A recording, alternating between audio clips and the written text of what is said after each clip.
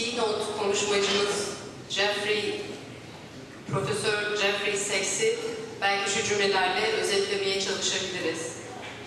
Dünyaca tanınmış bir ekonomi profesörü, sürdürülebilir kalkınma konusunda bir lider, Birleşmiş Milletler danışmanı, en çok satan kitapların yazarı, yazıları aylık olarak 80'den fazla ülkedeki gazetelerde yayınlanan bir köşe yazarı. 2 kez Time Magazine tarafından en etkili ilk 100 lider arasına seçilmiştir. New York Times gazetesi tarafından dünyada belki de en önemli ekonomist seçilmiştir. Ekonomist dergisi Profesör Sachs'i son 10 yılın yaşayan en etkili 3 ekonomisti arasında göstermiştir. Sachs, Birleşmiş Milletler Genel Sekreteri Ban Ki-moon'un 1000 yıl kalkınma hedefleri konusundaki özel danışması olmasının yanı sıra Columbia Üniversitesi Earth Institute'un da direktörüdür. Ayrıca UNSDS'nin de Global direktörüdür. Kendisini ben konuşmasını yapmak için buraya davet ediyorum. Jeffrey Sachs.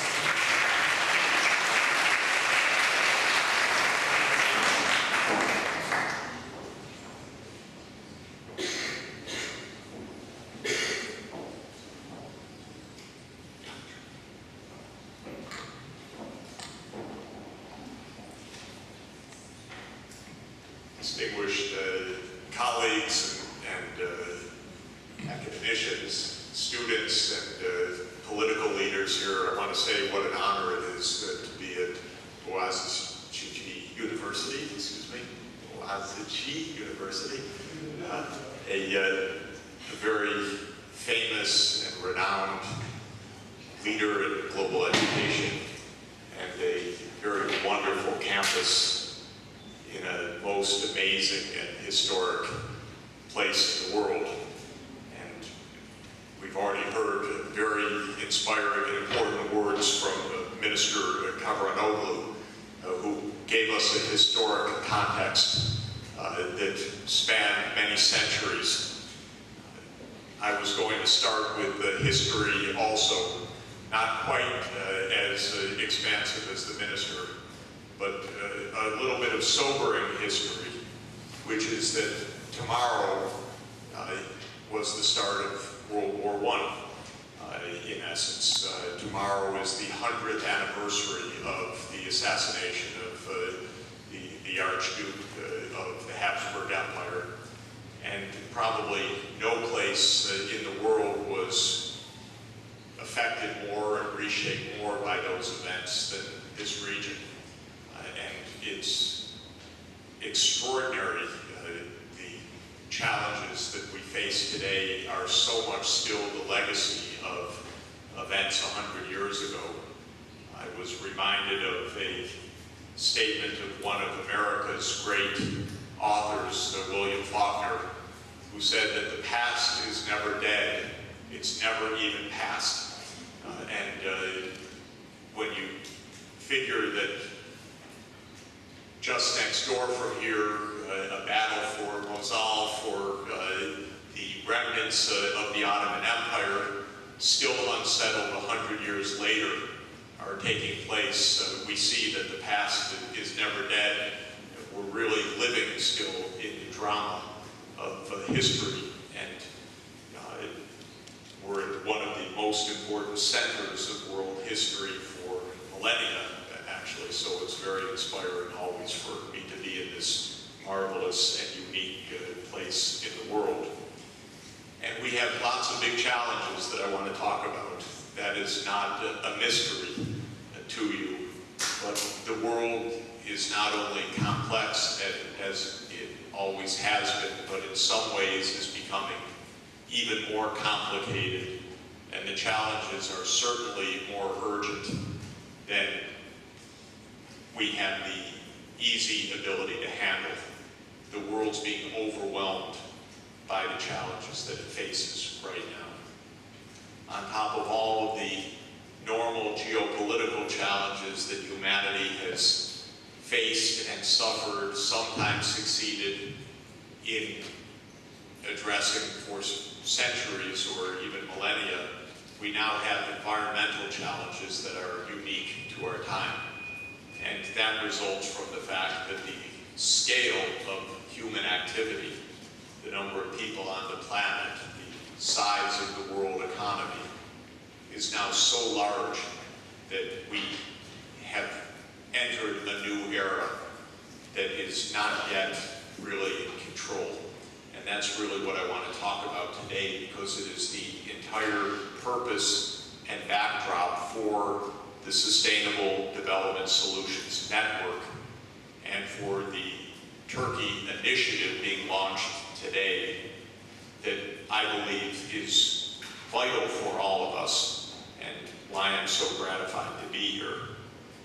If you look at this map of the world, what the artist has done is add in the aviation routes of the world in white and the road map in green and the sea lanes in blue.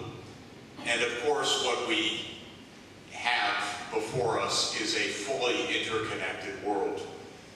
Globalization has been a reality for as long as there has been the human species, because we're a migratory species. And humanity left Africa maybe 70,000 years ago and has spread around the world.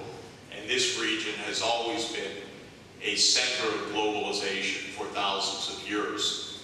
But what is different today is the intensity of the interconnections, because we have instantaneous communication, because of aviation, because of the fact in a computer age that international production is globally distributed within companies, and the fact that multinational companies dominate the world economy. We are in a different era, and those differences are both extremely exciting and positive, but they are also extremely challenging. They are, in my view, the source of this paradox that President John F. Kennedy, whom I love to quote, as my friends know, said in his inaugural address a half-century ago, when in the inaugural address he said, "For man holds in his mortal hands the power to abolish all forms of human poverty and all forms of human life." This is a paradoxical age.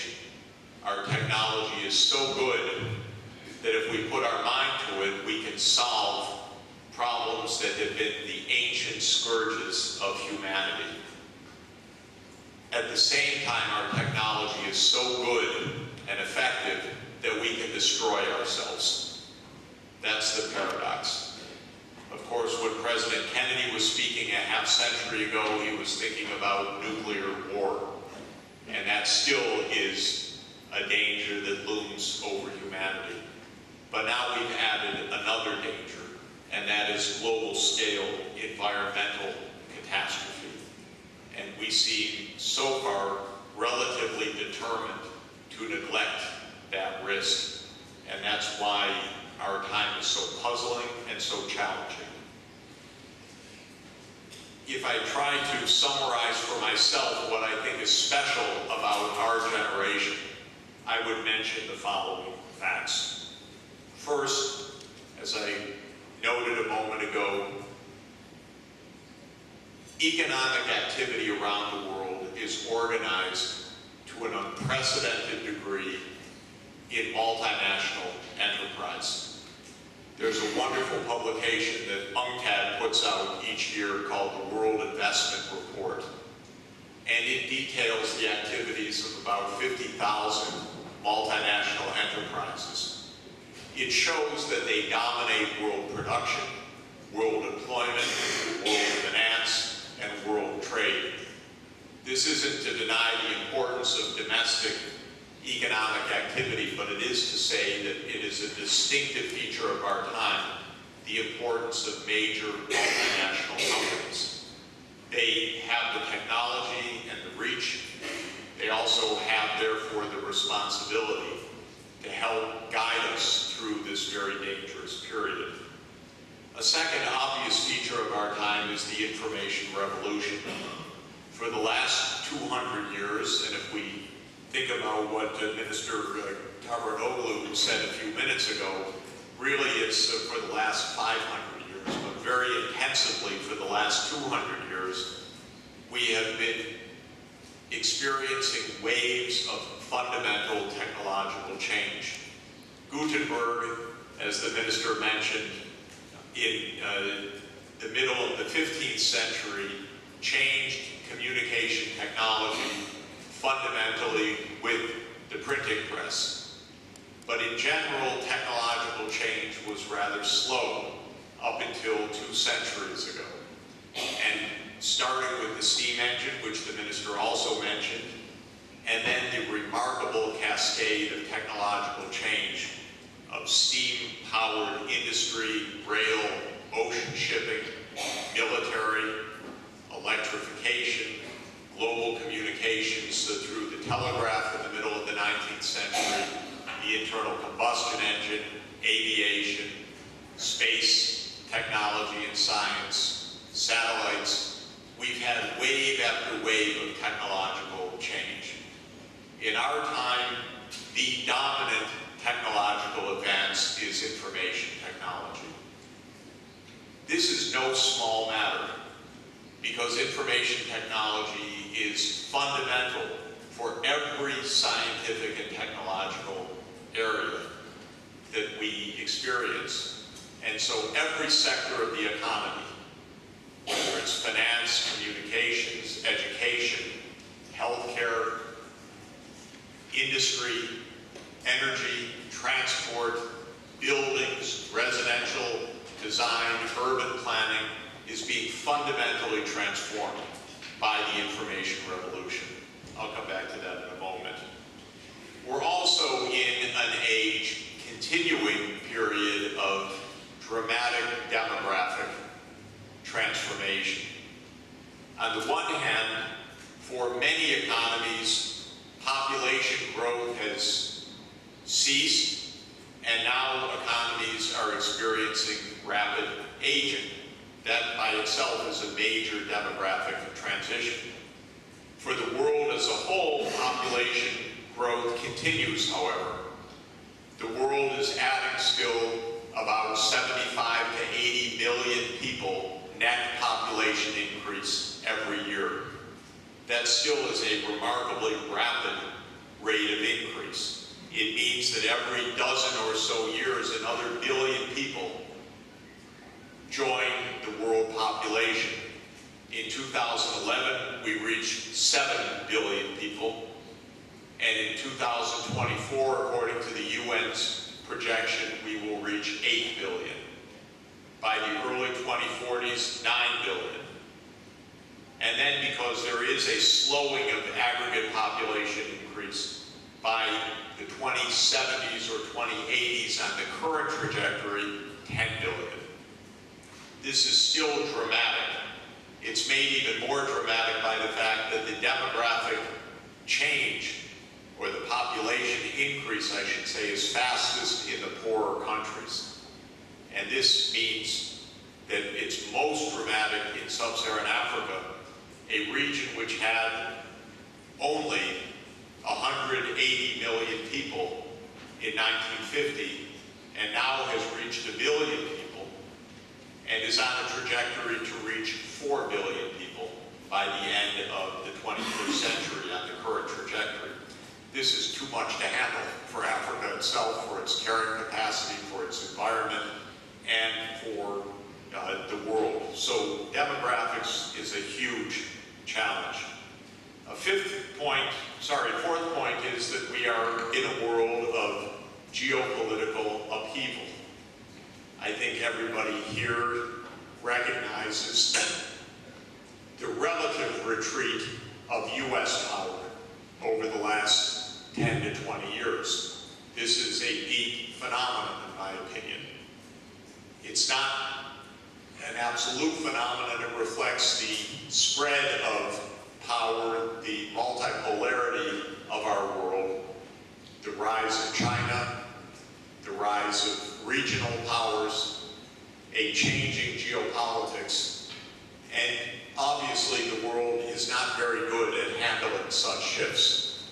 And it is partly these geopolitical transitions that account for a lot of the instability in your own region.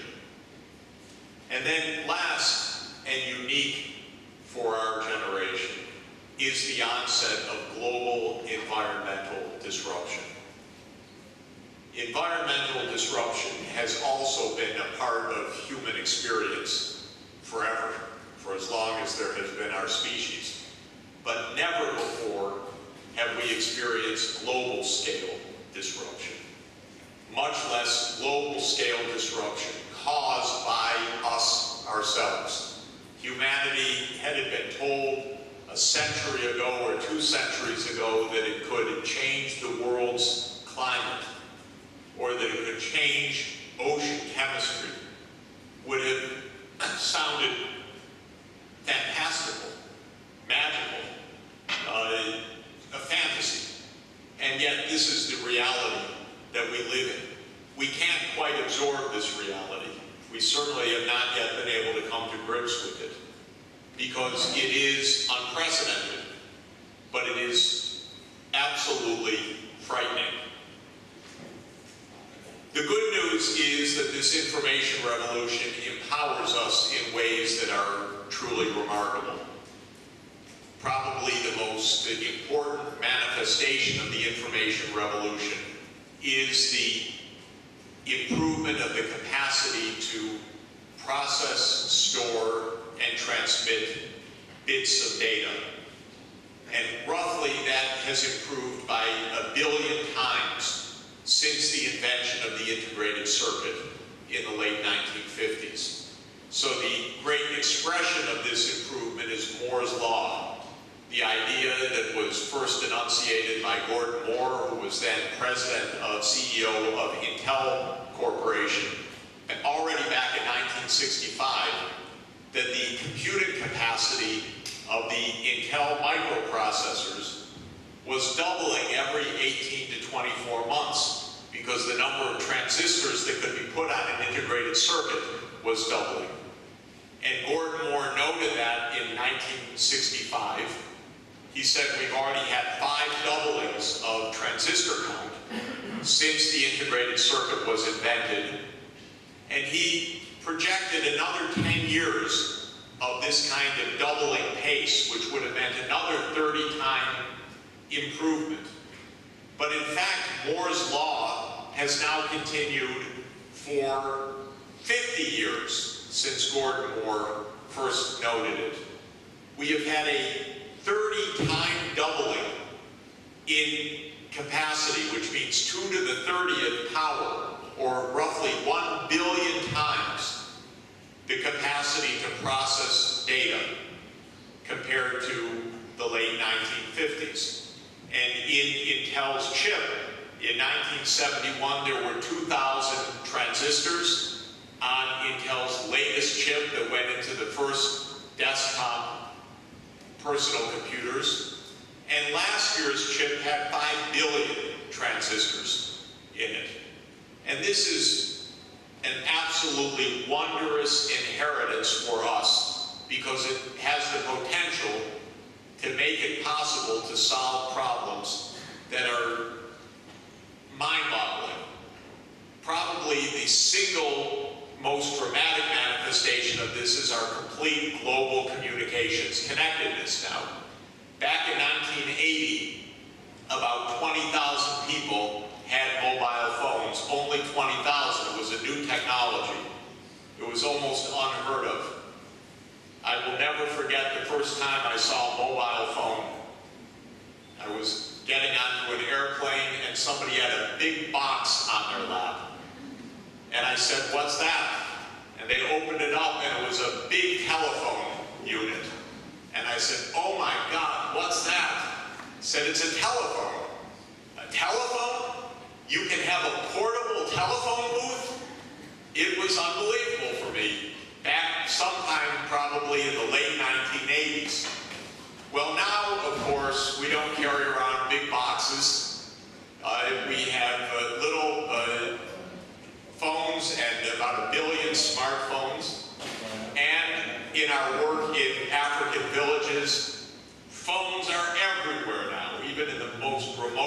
places in the world, and there are 7 billion subscribers. So this is the pace of change that's possible. Technology can now move faster than at any time in human history, and this is a remarkable plus for us. Another manifestation of this is in biology, especially in human health. It was only 15 years ago that the first genome was sequenced, and between then, when it cost billions of dollars to sequence the first genome, and today the cost of that sequencing has declined by a factor of 100,000 times. Back in 2001, the US government got together a technical group and said, what goal should we set for genome sequencing, for sequencing a whole human genome? And the experts around the table said we should set a goal to reduce the cost to $1,000 per sequence from what was $100 million at the time. I'm sorry, $100 million at the time. They did it. They've achieved it. This year, now, a whole human genome sequencing is a $1,000 procedure. And this pace of technological change is far faster even than Moore's Law. It's another example of what we can accomplish. Another example, not quite so dramatic, but very important for the world, is the declining cost of solar power. A 1-watt solar cell back in 1977 cost $78.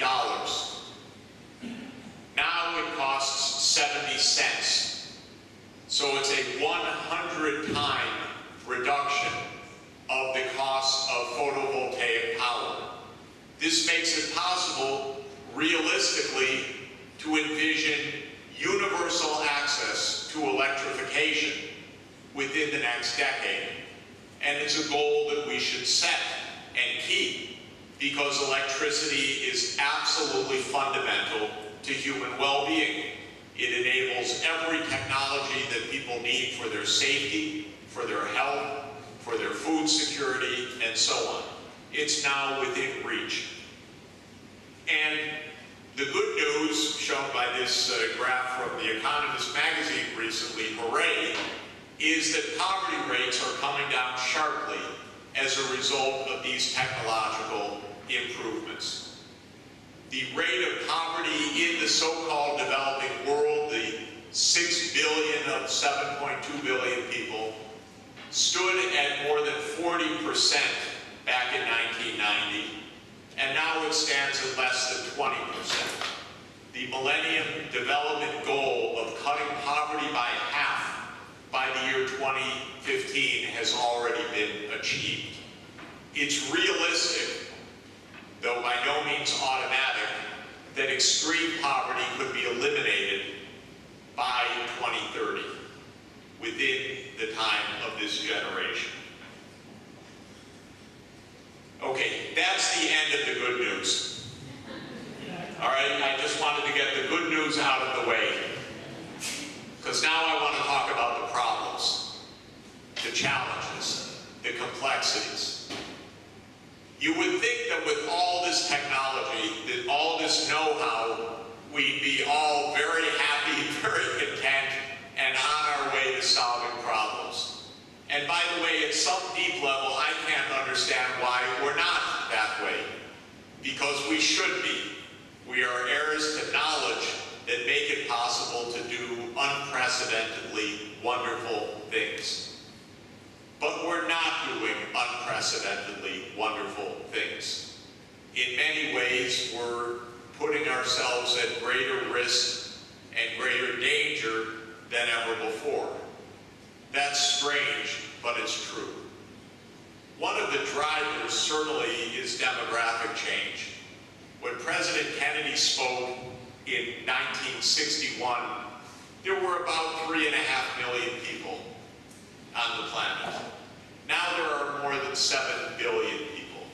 Adjusting to this massive increase of population and the changes that it countries is a huge task. I looked this morning at the dynamics of Turkey's population and two of its neighbors, Syria and Iraq. Pretty dramatic, actually. Turkey had about 22 million people in 1950. Iraq and Syria, by the way, 3 and 5 million people, or 5 million in Iraq, 3 million in Syria. Just a very small proportion of Turkey's population. Turkey dominated demographically. All three countries experienced huge increases of population.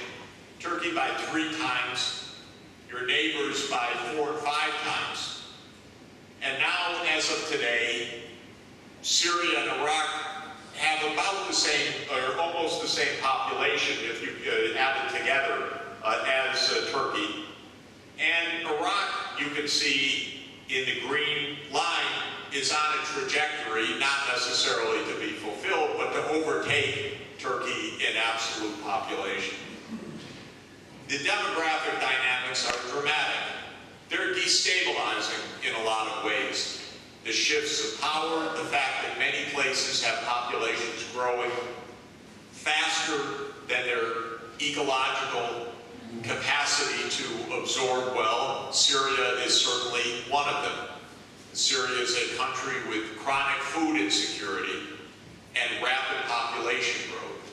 And that is a combination that can lead to at least one of the factors that sets off the kind of disaster that is underway next door.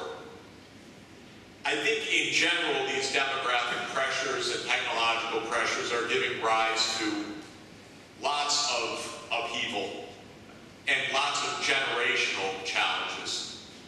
These are just vignettes of cities around the world. Yours is included in the bottom center column, my own in the middle row all the way to the right.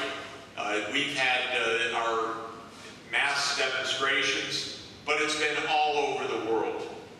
I have occasionally taken this personally because wherever I visited, there has been a protest. And sometimes I've thought that's just been to greet me, but actually that's a little narrow-minded because it happens without us.